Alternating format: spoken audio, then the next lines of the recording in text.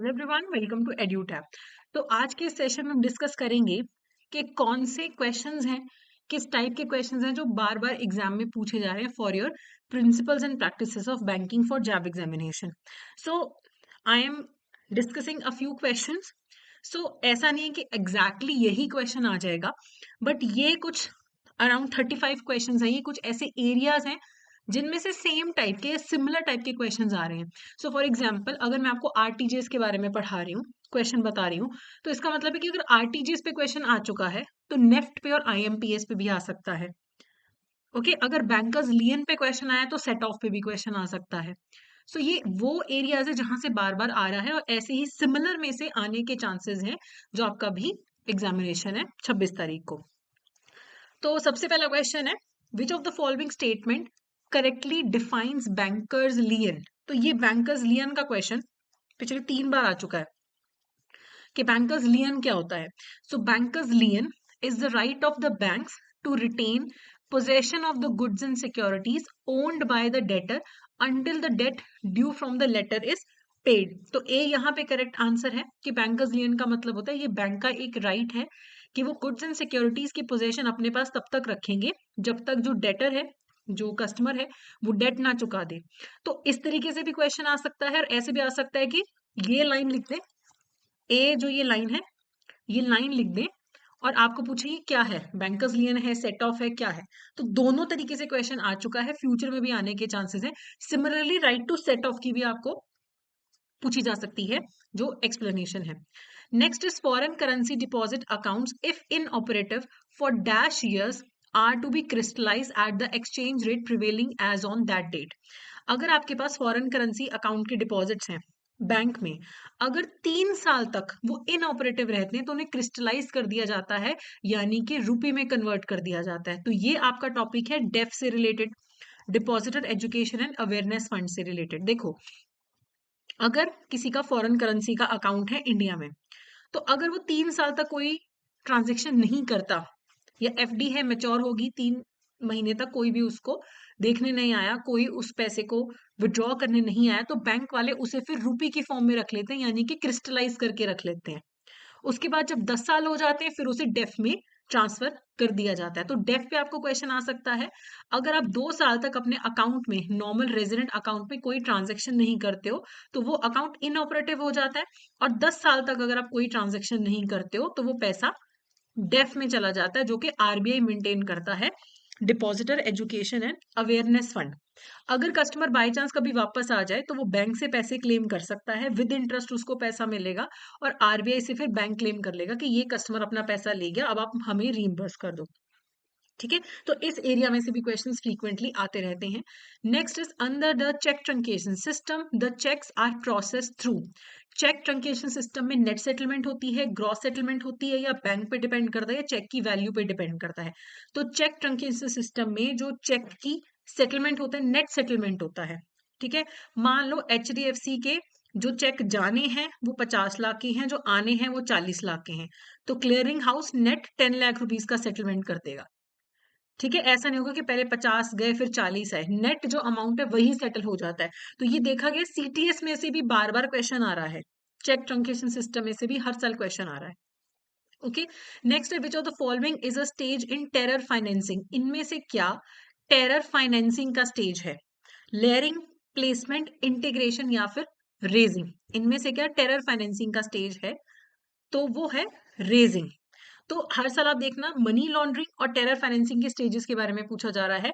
तो placement, layering, integration, ये money laundering के स्टेजेस हैं। ठीक है, और रेज करना, स्टोर करना, मूव करना और यूज करना, ये जो है हमारे टेरर फाइनेंसिंग के स्टेजेस हैं। तो इन स्टेजेस के नाम और इन स्टेजेस के मतलब आपको पता होने चाहिए। तो डी यहाँ पे करेक्ट आंसर है। अगला है, consider the following statements regarding the cheque truncation system. इनमें से क्या चेक ट्रंकेशन सिस्टम्स के बारे में करेक्ट है? So it helps with the interbank clearance of cheques without their physical movement. तो क्या फिजिकल मूवमेंट के बिना चेक क्लियर हो जाता है? The paper cheque after truncation is kept in the custody of clearing house that truncated the cheque. positive pay system has been introduced which involves a process of reconfirming key details of large value checks. तो सारे के सारे statement सही है कि check truncation system की वजह से अब फिजिकल मूवमेंट की जरूरत नहीं पड़ती चेक की। ठीक है, तो चेक की जो फिजिकल कस्टडी है वो या तो प्रेजेंटिंग बैंक या फिर क्लियरिंग हाउस अपने पास रखता है, 10 साल तक फिजिकल कॉपी रखनी पड़ती है। और अब पॉजिटिव पे सिस्टम भी आ गया है कि जो पर्सन चेक इशू करता है वो की डिटेल्स बैंक को पहले ही भेज देता है। तो ये वाला टॉपिक भी बार बार पूछा जाता है। Next is in which of the following cases the bank does not need to follow the full customer identification process. अगर कोई वॉक इन कस्टमर आ रहा है, 51,000 का अमाउंट है, तो 50 से ज्यादा का जो अमाउंट है वहां पे फुल केवाईसी होगा। ठीक है, लॉकर फैसिलिटी में भी होगा, लेटर ऑफ क्रेडिट में भी फुल केवाईसी होता है, कस्टमर आइडेंटिफिकेशन होता है। जो हमारा स्मॉल सेविंग्स अकाउंट है वहां पे थोड़ा सा सिंप्लीफाइड प्रोसीजर होता है। अगर आपके पास ओवीडी नहीं भी है तो भी आपका अकाउंट ओपन हो जाता है सेल्फ डिक्लेरेशन देके, बाद में आप ओवीडी के लिए अप्लाई कर सकते हो।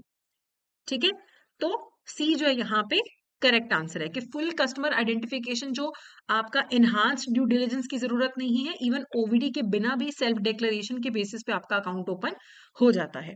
ठीक है, next is in which of the following situations the bank will act as a trustee. तो जो बैंकर और कस्टमर का रिलेशनशिप है उस पे हर साल क्वेश्चन आ रहा है, एक या दो क्वेश्चन आते ही आते हैं। किस सिचुएशन में बैंक ट्रस्टी के तौर पे काम करेगा? So, government securities are purchased by the bank on the behalf of the customer. Purchase of draft from the bank by the customer. A customer came to bank to update his passbook and accidentally left his bag containing jewellery. तो ये यहाँ पे correct answer है। अगर आप अपना सामान गलती से बैंक में भूल जाते हो तो बैंक आपका सामान संभाल के रखेगा। तो आपके और बैंक के बीच में जो रिलेशनशिप क्रिएट हुआ है that will be of a beneficiary and trustee. जो बैंक है वो ट्रस्टी के तौर पे काम करेगा।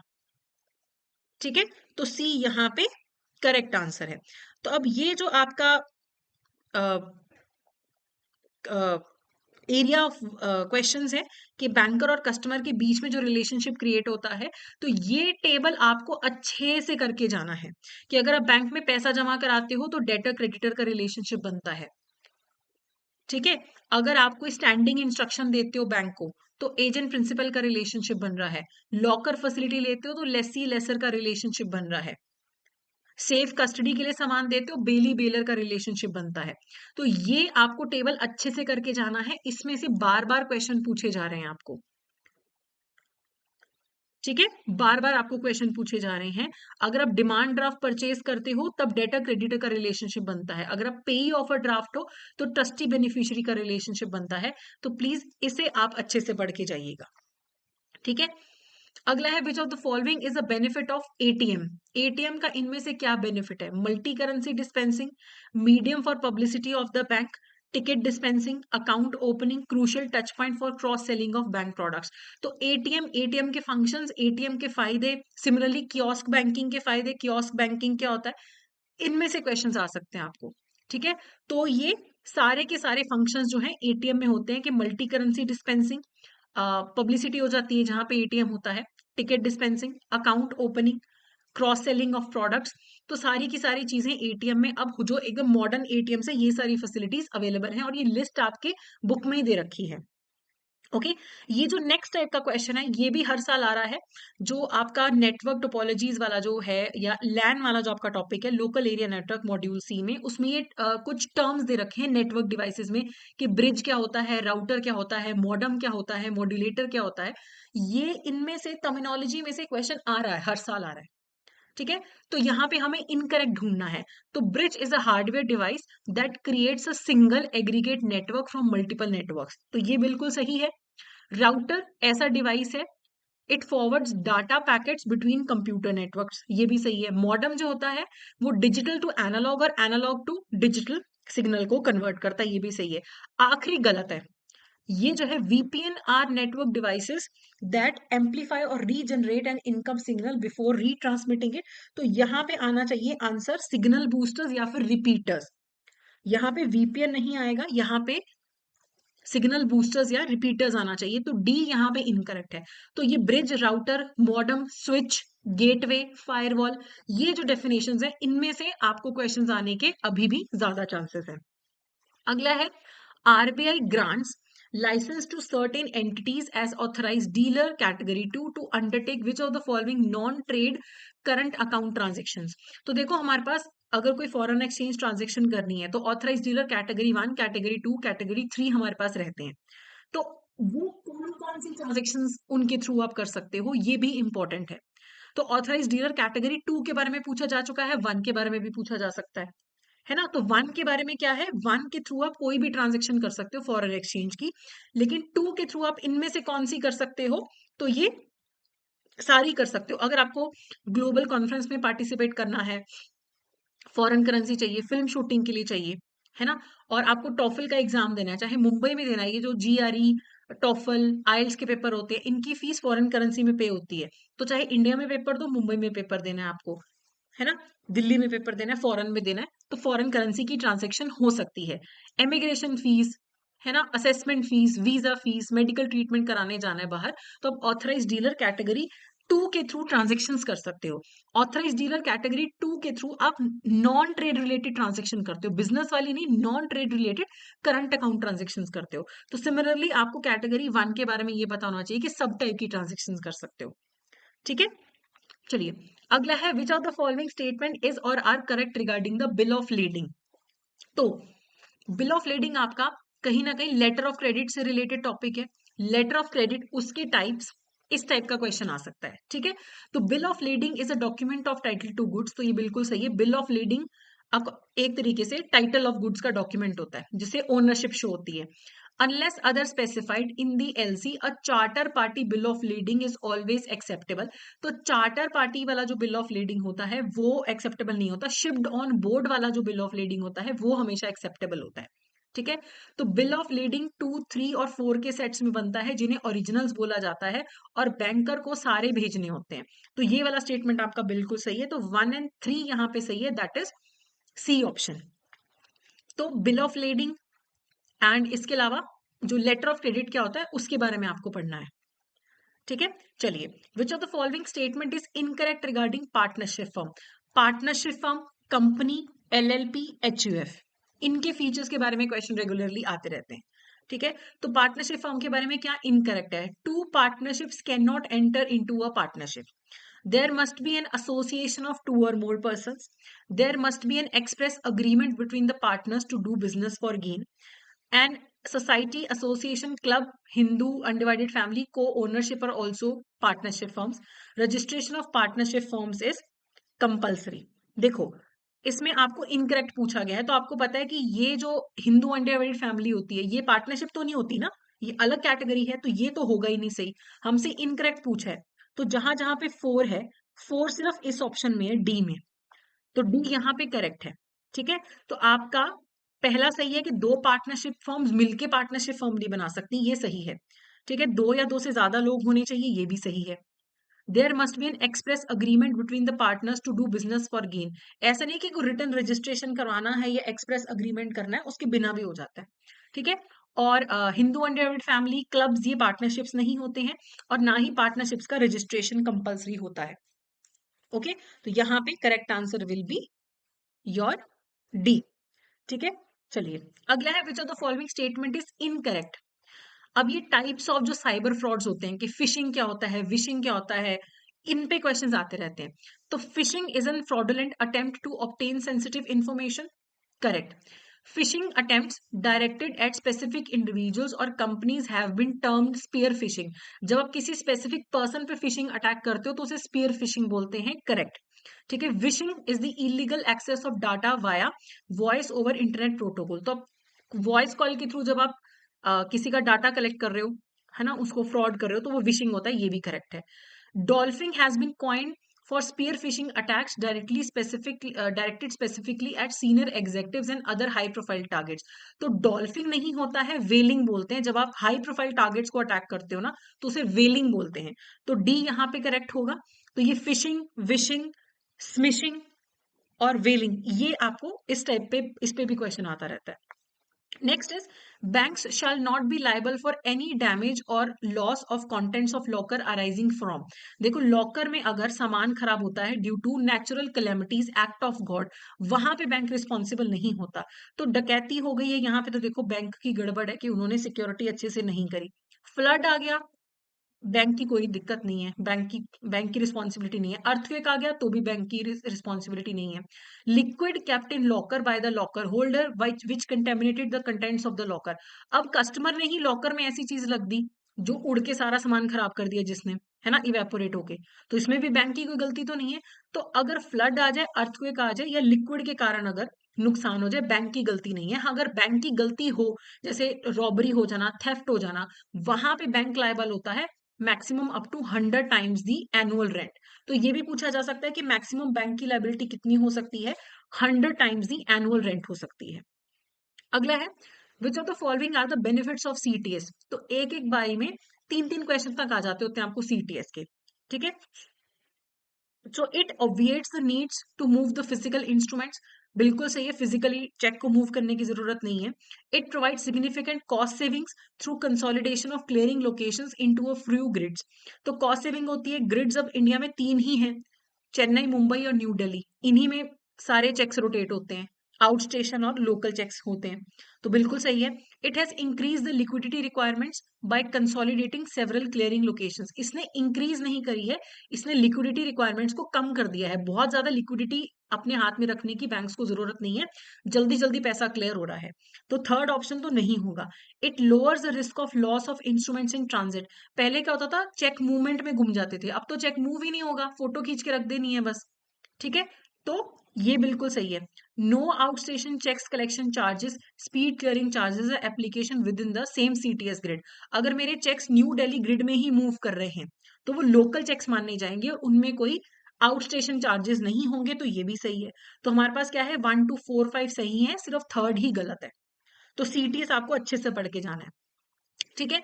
और ये तो फेवरेट उनका टॉपिक लगता है मुझे, detection of counter notes, counterfeit notes में से भी बार बार क्वेश्चन आता है।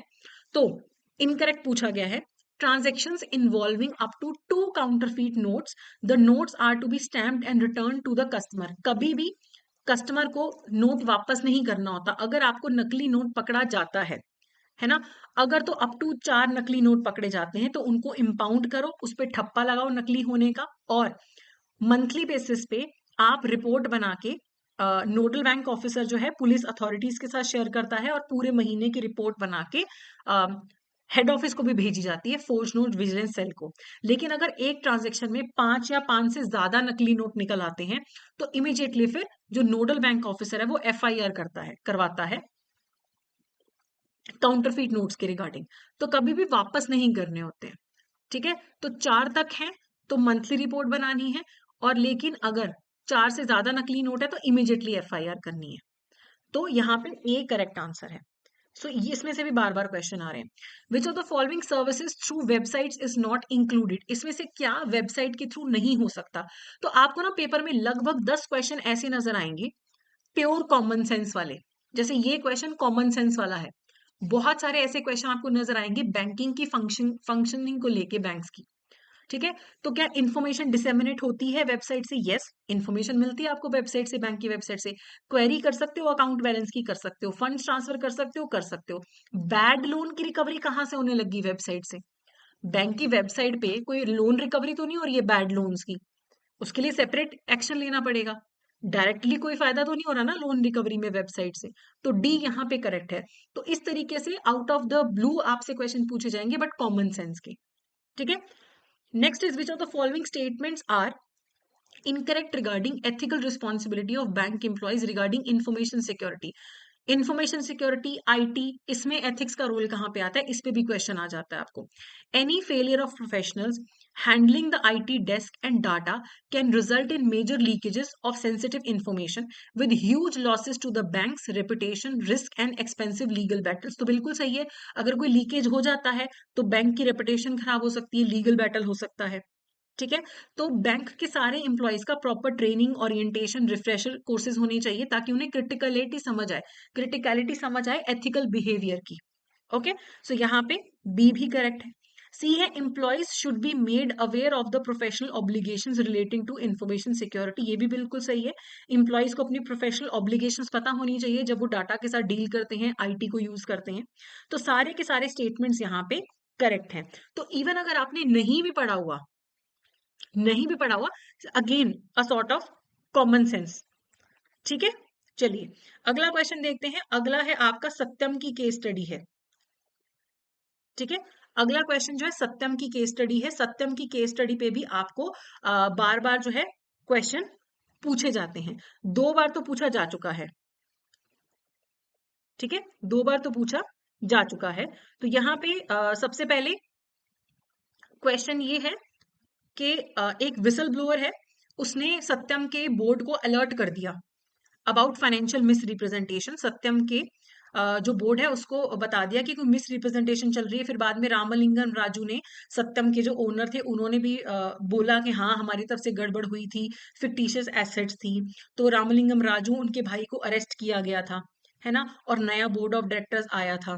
ठीक है, और उसके बाद पता लगा कि ऑडिट रिपोर्ट में भी गलतियां थी, तो इससे काफी गड़बड़ हो गई थी, कॉर्पोरेट गवर्नेंस पे सवाल उठ गए थे। तो ये कॉर्पोरेट की जो केस स्टडी है, सत्यम की केस स्टडी है, आपकी बुक में है, ये 2 बार आ चुकी है। तो इस क्वेश्चन को भी एक थोड़ा सा और डिटेल में पढ़ लेना, रिवाइज कर लेना। ठीक है, तो इसमें क्या आपको इनकरेक्ट है, इस केस स्टडी के रिगार्डिंग स्टेटमेंट क्या इनकरेक्ट है?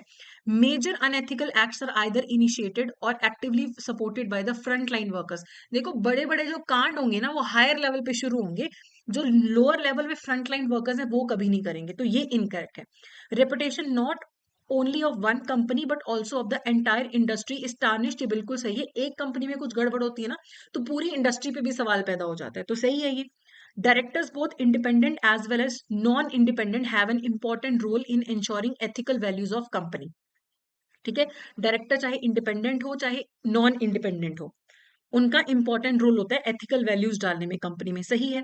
Action taken soon after the crisis event is known as very important and crucial in as much as the future course of action. तो इमीडिएटली जो एक्शन लिया जाता है ना इन टाइप की क्राइसिस में, वो भी इंपॉर्टेंट है, और फ्यूचर में जो कोर्स ऑफ एक्शन लिया जाएगा वो भी इंपॉर्टेंट है। ठीक है, तो यहाँ पे इनकरेक्ट सिर्फ ए ऑप्शन था। ठीक है, इनकरेक्ट था ए। ओके, तो इसमें 2 बार क्वेश्चन आ चुका है, तीसरी बारी भी आ सकता है। चलिए आगे बढ़ते हैं। Compute the crop loan limit for the first year with the help of the following data. आपको जो किसान क्रेडिट कार्ड है उसकी मैक्सिमम परमिसिबल फाइनेंस या फिर क्रेडिट लिमिट डिसाइड करने का क्वेश्चन आ सकता है। स्केल ऑफ फाइनेंस है 43,000 पर हेक्टेयर, बाजरे का है 28,000 पर हेक्टेयर।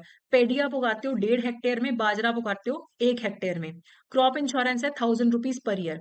तो आपका कितना क्रॉप लोन का लिमिट कितना होगा? ठीक है, जो किसान क्रेडिट कार्ड में, तो इसको आप कैसे सॉल्व करोगे? आप पेडी उगाते हो 1.5 हेक्टेयर में, तो 1.5 × 43,000 स्केल ऑफ फाइनेंस से मल्टीप्लाई कर दो। बाजरा 1 हेक्टेयर में उगाते हो तो 28,000 इंटू 1 28,000। तो टोटल कॉस्ट ऑफ कल्टीवेशन कितना हो गया आपका यहाँ पे? 92,500। हमेशा 10% ऐड कर दो, पोस्ट हार्वेस्ट एक्सपेंस का ऐड कर दिया, फार्म मेंटेनेंस का 20% ऐड कर दो, और इस क्वेश्चन में लिखा है कि 1,000 रुपए का क्रॉप इंश्योरेंस भी है, वो भी ऐड कर दो। तो सब मिला के 1,21,250 आ रहा है। तो हमेशा आपको सबसे पहले जो स्केल ऑफ फाइनेंस है वो लेना है, उसमें 10% कल्टीवेशन का, 20% मेंटेनेंस का ऐड कर दो, और उसके बाद आपका स्केल ऑफ फाइनेंस आ जाता है फर्स्ट ईयर का। ठीक है, सेकंड ईयर का कैसे निकालोगे? इसमें 10% ऐड कर दो। सेकंड थर्ड ईयर का कैसे निकालोगे? 10% ऐड कर दो, फिर 10% ऐड कर दो, फिर 10% ऐड कर दो। ऐसे करके आप फिफ्थ ईयर पे पहुंच सकते हो। इस क्वेश्चन में आपको फर्स्ट ईयर का ही पूछा है तो आप फर्स्ट ईयर का ही निकाल रहे हो। लेकिन अगर पेपर में लिखा होगा कि मैक्सिमम परमिसिबल बैंक फाइनेंस निकालना है, तो फिफ्थ ईयर तक आपको 10% ऐड करता जाना है। ठीक है, तो अगर आपको क्वेश्चन आने के चांसेस होते हैं न्यूमेरिकल, तो किसान क्रेडिट कार्ड में से आने के चांसेस रहते हैं। ठीक है, what is the maximum age of presiding officer of date recovery tribunal? Date recovery tribunal वाले की एज कितनी हो सकती है? कमिश्नर की एज कितनी हो सकती है? जो ऐसे कमेटीज हैं, ट्रिब्यूनल्स हैं, इनके ऑफिसर्स की मैक्सिमम एज या टेन्योर के बारे में आपको क्वेश्चन आ सकता है। तो यहाँ पे प्रिजाइडिंग ऑफिसर की जो एज अब 70 ईयर्स हो चुकी है, पहले 65 थी। अभी जो रिसेंटली जितने भी प्रिजाइडिंग ऑफिसर्स को हायर किया गया है डेट रिकवरी ट्रिब्यूनल में, उनकी मैक्सिमम एज है 70 ईयर्स तक अलाउ किया गया है। ओके, चलिए आगे बढ़ते हैं। A dash generally consist of concerted efforts of a person to prevent an internet site or service from functioning efficiently mainly through flood of incoming messages to the target system.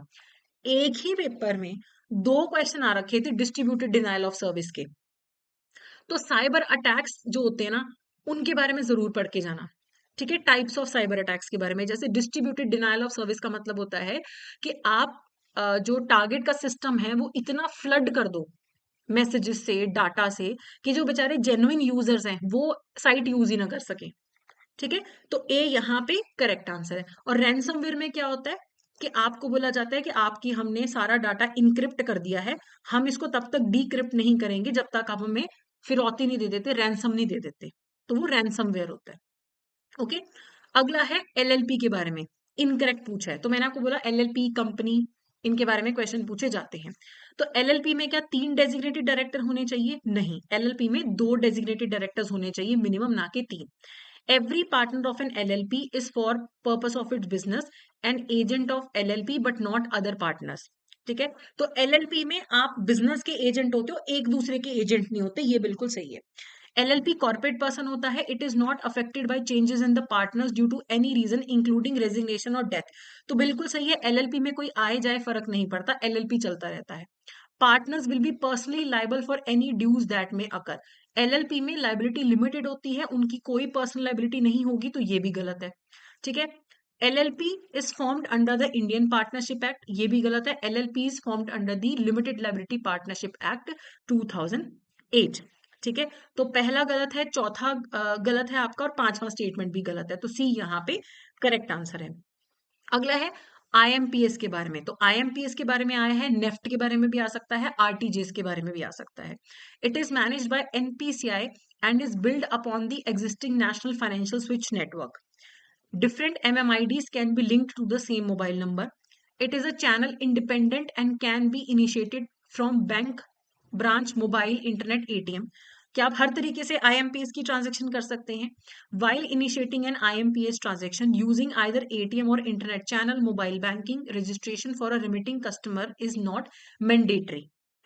ठीक है, there may be cases when the remitter is enabled on mobile banking but beneficiary mobile number is not registered with the bank. In such cases IMPS transaction is not allowed. ये गलत है। आप जिसको पैसे भेज रहे हो उसका मोबाइल नंबर और उसका अकाउंट लिंक्ड नहीं है, तो भी आप उसको पैसे भेज सकते हो। अगर उसका आपको अकाउंट नंबर पता है, आपको उसका आईएफएससी कोड पता है, तो भी आईएमपीएस का ट्रांजैक्शन हो जाता है। तो बाकी सारे स्टेटमेंट तो सही हैं कि एनपीसीआई मैनेज करता है, नेशनल फाइनेंशियल स्विच का नेटवर्क यूज होता है, एक फोन नंबर से अलग अलग एमएमआईडी जुड़ सकते हैं, है ना, कहीं से भी आईएमपीएस आप कर सकते हो, बाकी सब तो सही है। आखिरी वाला स्टेटमेंट यहाँ पे गलत है। Which of the following statement is correct regarding cash credit? तो देखो, कैश क्रेडिट पे आ चुका है, ओवरड्राफ्ट पे भी आ सकता है, सिमिलर सी चीजें हैं ना। It is an arrangement by which a banker allows the borrower to borrow money up to the sanctioned limit. बिल्कुल सही, जितनी लिमिट है उतना बोरो कर सकते हो। It is a prevalent mode of lending for financing capital expenditure. ये ना वर्किंग कैपिटल के लिए यूज किया जाता है ज्यादातर कैश क्रेडिट, ना कि कैपिटल एक्सपेंडिचर के लिए। The usual balance in the account in the case of cash credit is credit. Debit balance होता है, इसमें आप पैसे उधार ले रहे हो बैंक से, डेबिट बैलेंस रहेगा। ठीक है, the contract of cash credit can be express और इम्प्लाइड। तो ये सही है, एक्सप्रेस कॉन्ट्रैक्ट भी हो सकता है, इम्प्लाइड भी हो सकता है। तो पहला और चौथा सही है, दूसरा गलत है और तीसरा भी आपका गलत है। Next is which of the following statement is correct regarding NRE NRO? तो एनआरई, एनआरओ, एफसीएनआर, इनके बारे में क्वेश्चन आ सकता है आपको, सिंपल सा आएगा, एक आधा ही क्वेश्चन आएगा। They can be in the form of saving, current, RD, FD. बिल्कुल सही है, एनआरई चाहे सेविंग्स हो, चाहे करंट अकाउंट हो, चाहे आरडी हो, चाहे एफडी हो सकता है। जॉइंट अकाउंट हो सकता है आपका एनआरई एनआरओ में अपने किसी रिलेटिव के साथ, फॉर्मर और सर्वाइवर बेसिस पे, यस। एफडी 1 साल के लिए होती है। देखो, एनआरई अकाउंट में एफडी मिनिमम 1 साल के लिए होती है। एनआरओ अकाउंट में जैसे बाकी के इंडियन रेजिडेंट्स की एफडीज होती हैं, वैसे एनआरओ वालों की होती है। तो इंडियन के लिए क्या होती है, 7 डेज से लेके 120 मंथ्स तक की। सेम एनआरओ में मिनिमम 7 डेज की एफडी होती है। तो ये वाला स्टेटमेंट हो गया गलत। Foreign nationals of non Indian origin visiting India can open these accounts. तो देखो, अगर कोई फॉरेन नेशनल इंडिया आके रहता है और उसे अकाउंट ओपन करना है, तो वो एनआरओ ओपन करेगा, ना कि एनआरई। तो सेकेंड और थर्ड गलत है, तो ए ही यहाँ पे करेक्ट आंसर है। अगला है which of the following statement is or are correct regarding simple mortgage. Simple mortgage है एक टाइप, ऐसे ही 4-5 और टाइप्स हैं, वो भी आपको करने हैं। ठीक है, the mortgagor does not deliver possession of the mortgage property to the mortgagee. बिल्कुल सही, पोजेशन नहीं देते हो आप सिंपल मॉर्टगेज में। The mortgage does not bind himself personally, ये गलत है। आप पर्सनली लाइबल होते हो, अगर आपने लोन लिया है सिंपल मॉर्टगेज के थ्रू तो आप पर्सनली लाइबल हो पैसा चुकाने के लिए, तो ये गलत है। The mortgagee has no power to sell the property without the intervention of the court, ये सही है। अगर बैंक को प्रॉपर्टी बेचनी है मॉर्टगेज वाली तो कोर्ट का इंटरवेंशन चाहिए, सही। Registration is mandatory if the principal amount secured is 1000 and above, 100 and above, अगर 100 से ज्यादा रुपए का भी अमाउंट इन्वॉल्व है ना तो रजिस्ट्रेशन होगा, ना कि 1000, तो ये भी गलत हो गया। In case there is a shortfall in the amount recovered even after the sale of the mortgage property, the mortgager continues to be liable for the shortfall. अगर मैंने लोन लिया, लोन नहीं चुका पाई, प्रॉपर्टी बेचने के बाद भी पैसा अगर पूरा रिकवर नहीं होता, I will still be liable to the bank, तो ये बिल्कुल सही है क्योंकि मैं पर्सनली लाइबल रहती हूँ सिंपल मॉर्टगेज के केस में। तो यहाँ पे करेक्ट आंसर क्या होगा, 1, 3 एंड 5। तो फोर्थ गलत था और सेकंड गलत था। चलिए, which of the following request can be approved by the bank employee regarding access of locker by a woman named Mrs. C? Locker पे क्वेश्चंस आते रहते हैं केस स्टडी टाइप के, ठीक है। मिसेस सी चाहती है कि वो अपने दोनों बच्चों को नॉमिनी बना दे सिंगली ऑपरेटेड लॉकर में। अगर सिंगल पर्सन का लॉकर है तो सिंगल पर्सन नॉमिनेट हो सकता है, दोनों नहीं हो सकते, आप ये नहीं करने दोगे। उन्हें कंपनसेशन चाहिए क्योंकि उनके लॉकर का सामान खराब हो गया अर्थक्वेक की वजह से।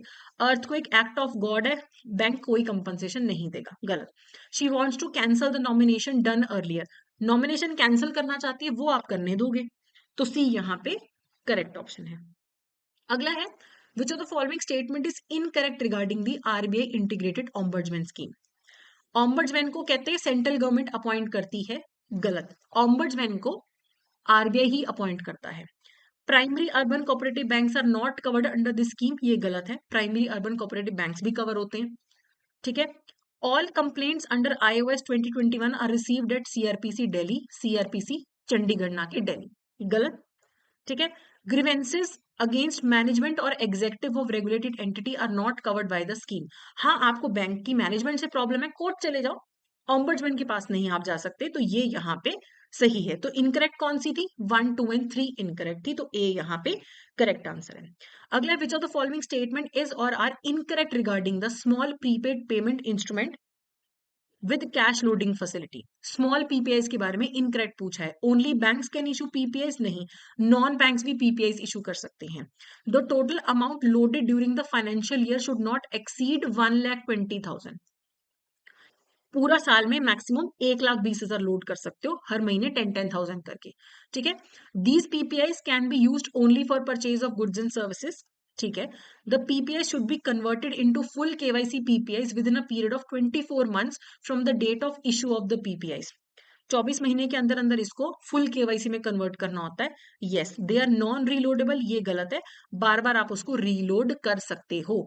तो पहला स्टेटमेंट आपका यहाँ पे गलत हो जाता है और आपका दूसरा भी गलत हो जाता है, पांचवा भी गलत हो जाता है, तो बी यहाँ पे करेक्ट है, ठीक है। Honey pot is a cyber security, Honey pot and cyber security is an example of. Honey pot एक तरीके का आपका सिक्योरिटी मैकेनिज्म होता है, आप अपने जैसे कंप्यूटर को जानबूझ के एक ट्रैप बनाते हो, आप चेक करना चाहते हो कि क्या क्या वल्नरेबिलिटी है मेरे सिस्टम के अंदर, तो जैसे हैकर्स को ल्योर करने के लिए कि देखें कहाँ कहाँ हमारी सिक्योरिटी है, वल्नरेबिलिटी है, तो आप एक तरीके से हथियार की तरह यूज करो, सिक्योरिटी मैकेनिज्म की तरह यूज करो कि कोई अटैक करे तो आपको पता लग जाए कि कहाँ वीकनेस है, कहाँ हम चेंजेस कर सकते हैं। तो हनी पॉट हो गया, चेकसम हो गया, ऐसे जो साइबर सिक्योरिटी के रिलेटेड आपको क्वेश्चंस आते हैं। अगला है which of the following measures can be taken to manage conflict of interest. Conflict of interest या डिलेमा, एथिक्स में ये टॉपिक्स, ठीक है। फुल डिस्क्लोजर अगर आप करोगे तो कॉन्फ्लिक्ट ऑफ इंटरेस्ट हैंडल हो सकता है, यस। अगर आप इंस्टीट्यूशनल कंट्रोल एंड मैकेनिज्म रखो, कॉन्फ्लिक्ट ऑफ इंटरेस्ट हैंडल हो सकता है, यस। आप आइडेंटिफाई करो और प्रिवेंट करने की कोशिश करो ऐसे कंफ्लिक्ट्स को प्रोएक्टिव बेसिस पे, तो यस। तो तीनों यहाँ पे करेक्ट स्टेटमेंट्स हैं। विच of the following is the main objective of natural language processing. तो देखो, आर्टिफिशियल इंटेलिजेंस में natural language processing, natural language generation, voice recognition, ये यूज होता है। तो आर्टिफिशियल इंटेलिजेंस पे भी क्वेश्चन आ सकते हैं, चैट बॉट्स क्या होते हैं उन पे क्वेश्चन आ सकते हैं। तो नेचुरल लैंग्वेज प्रोसेसिंग होता है, जैसे हम लोग एक दूसरे की बात तो सुनते हैं, पढ़ते हैं, समझते हैं, वैसे ही कंप्यूटर्स भी हमारे ह्यूमन लाइक जो इंटरेक्शन है वो भी हमारे जैसे हमारी इंफॉर्मेशन जो हम पढ़ते हैं उन्हें समझते हैं, उन्हें समझ रहे हैं। ठीक है, तो यहाँ पे it gives the computer the ability to interpret, manipulate and comprehend human language. तो हमारी लैंग्वेज को वो समझ पा रहे हैं। ठीक है, अगर यहाँ पे जनरेशन वर्ड यूज होता है, नेचुरल लैंग्वेज जनरेशन, तो इसका मतलब है वो जनरेट भी कर पा रहे हैं, बोल भी पा रहे हैं। अगर मैं अपने अपने फोन को बोलूं कि हे सीरी प्ले म्यूजिक, तो इसका मतलब होगा कि जो सीरी है वो समझ पा रही है, वो नेचुरल लैंग्वेज प्रोसेसिंग कर रही है, मेरी बात को इंटरप्रेट कर पा रही है। ठीक है, अगला है which of the following statement is or are correct regarding charge cards. तो चार्ज कार्ड्स पे आ सकता है, क्रेडिट कार्ड पे आ सकता है, डेबिट कार्ड पे आ सकता है। ठीक है, कार्ड होल्डर को कोई इंटरेस्ट नहीं पे करना पड़ता, लेकिन फुल बैलेंस अमाउंट पे करना पड़ता है, बिल्कुल सही। क्रेडिट कार्ड में तो आप मिनिमम बैलेंस पे कर सकते हो ना, चार्ज कार्ड में पूरा बैलेंस पे करना पड़ता है। Holders of these cards may have to pay an high annual fee, annually high fee pay करनी पड़ेगी। It is one of the most popular type of plastic money. आपने कभी सुना है चार्ज कार्ड्स किसके पास? क्रेडिट कार्ड, डेबिट कार्ड सुना होगा, चार्ज कार्ड्स तो बिल्कुल भी पॉपुलर नहीं है। तो ये वाला आपका स्टेटमेंट गलत है, बाकी दोनों सही है। अगला है prevention of money laundering. Prevention of money laundering पे भी क्वेश्चन आते हैं रेगुलरली। ठीक है, तो नॉन कंप्लायंस करोगे तो क्या होगा? आरबीआई पेनल्टी लगा सकता है, यस। एफआईयू वार्निंग दे सकता है, यस। एफआईयू 5,000 से लेके 50,000 तक की पेनल्टी लगा सकता है पर वायलेशन, नहीं 10,000 से लेके 1 लाख रुपए तक की पेनल्टी लग सकती है अगर आप prevention of money laundering act के अंदर जो ऑब्लिगेशंस है उन्हें नहीं मानते हो। तो correct answer will be 1 and 2। ठीक है, तो ये था हमारा आज का सेशन। सो इस सेशन का जो पीडीएफ है आपको टेलीग्राम चैनल पे मिल जाएगा। Hopefully this session will be very useful for you. So that's it for today. Thank you so much.